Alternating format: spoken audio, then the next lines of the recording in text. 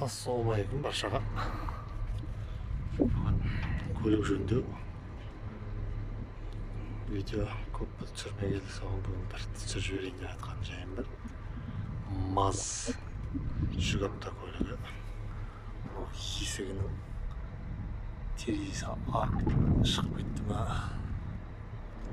несі тросынан көтермей қалып, сұрап босып қалды. Енді мен бірдеңе жаңа салып қойдым, соны бағыт түсіндіріп жіберейін деп жатқаным. Жоғарыда бір ролик бар, мына жерде екінші нәтижелі ролик бар.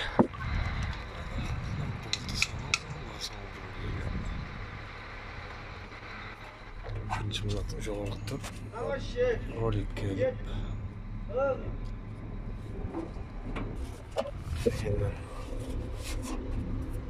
мына роликке, сосын жаңа астыңғы роликке салып, сосын мына жорайтын несі, механизмі көрінеді.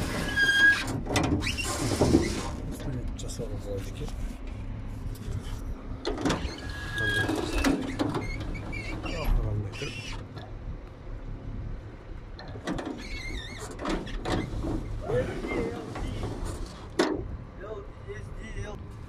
Осылай істесеңіздер болады деп түсіріп жатқан жайым бар.